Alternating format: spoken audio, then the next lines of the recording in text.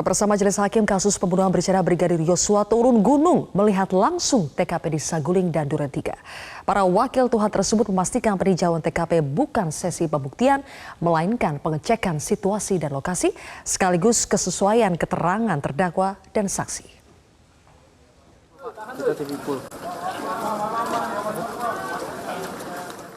Mohon maaf, tidak diizinkan oleh penasihat hukum terdakwa, jadi kita hanya intern dari pihak jaksa penuntut umum dan para penasihat hukum di sini. Ya, baik, sidang saya buka.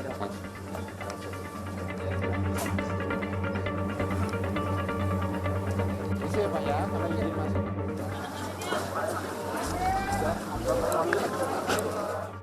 Ya, ini masih Pak? Enggak. Dari kelihatan.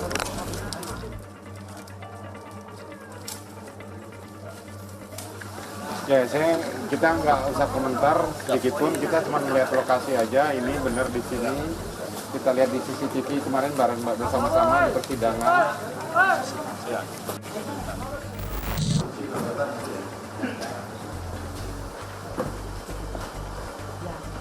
Beras di gudang beras itu beras. Iya.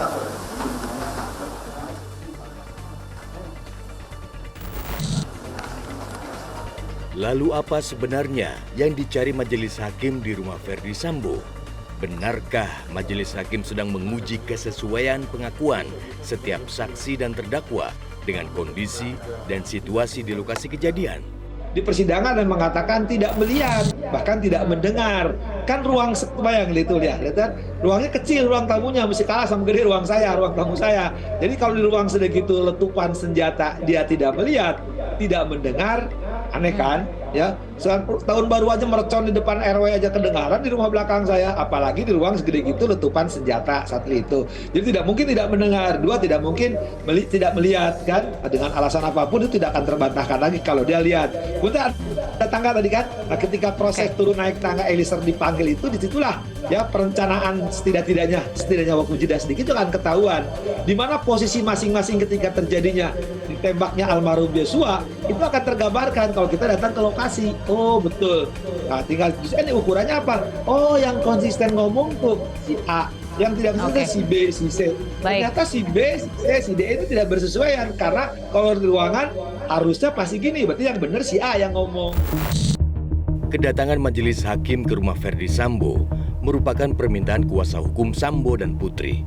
Apa alasan mereka meminta Majelis Hakim melihat langsung TKP di Saguling dan Duren 3? Kami minta atau kami harapkan majelis dapat mempunyai pandangan atau setelah melihat langsung kondisi pada saat kejadian pada tanggal 8 itu. Artinya di mana posisi Ibu Putri dari jenazah itu yang sesuai dengan keterangan Ibu Putri, dia tidak melihat dan tidak mengetahui kejadian itu karena posisi tempat tidur itu terhalang oleh pintu kamar dan pada saat itu kamar tertutup. Nah, intinya kami berharap agar nanti Yang Mulia dalam memutuskan atau mempertimbangkan putusannya sesuai dengan fakta yang terjadi.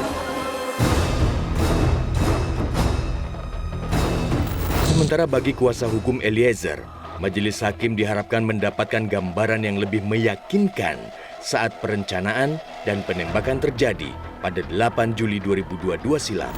Jadi kalau tadi saya melihat bahwa Majelis Hakim sudah mengetahui di mana titik pertama mereka harus lihat ya. Saya lihat tadi seperti itu ketika masuk mereka langsung ke pintu sebelah kiri di mana menjelaskan itu ada tangga darurat ya, itu dari keterangan saksi Eliezer juga kan sudah sampaikan. Terus ada kamar, kemudian terus ke arah lift, kemudian menanyakan lantai 3, lantai 2. Tadi juga kalau kita lihat bahwa jaksa penuntut umum juga menyampaikan ya, titik-titiknya di mana saja Mbak Sylvia. Jadi dalam hal ini kalau saya melihat bahwa terkait dengan peristiwa pidana ini yang sudah disampaikan oleh klien saya, ini berkesesuaian. Celakanya, Kedatangan majelis hakim ke rumah Saguling dan Duren 3 disebut sebagai strategi yang blunder bagi pihak Ferdi Sambo dan Putri Chandrawati. Karena ini permintaan dari pihak PS, FS atau PC, justru ini menggali keguguran sendiri gitu. Ya, justru menurut saya salah strategi. Strateginya apa? Ya, justru makin meyakinkan hakim di ruangan sebegitu, tidak mungkin orang tidak melihat, tidak mungkin tidak orang mendengar. Justru arah tembakan ya tidak hanya dari Eliezer, pasti ada arah lain. Kalau ada arah lain tinggal meriksa orang 5. Yang 2 tidak mengetahui, tidak mendengar, berarti yang 2 lagi ngapain gitu. Datangnya hakim ke TKP penembakan Yosua justru dinilai bisa menjadi penambahan keyakinan untuk menjatuhkan hukuman yang lebih berat kepada Ferdi Sambo sebagai terdakwa sekaligus kreator pembunuhan.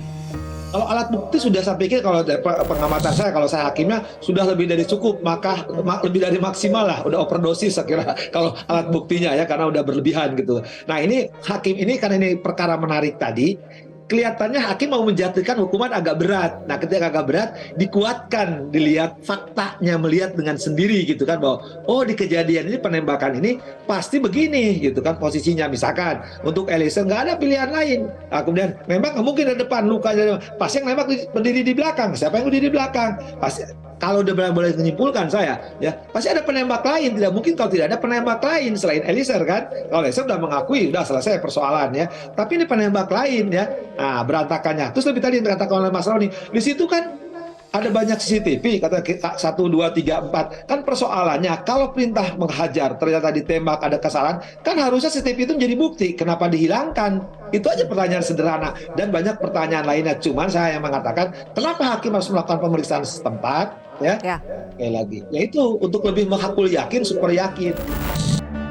Keadilan tidak dapat disangkal, sekalipun kerap ditangkal, dan hukuman haruslah setimpal.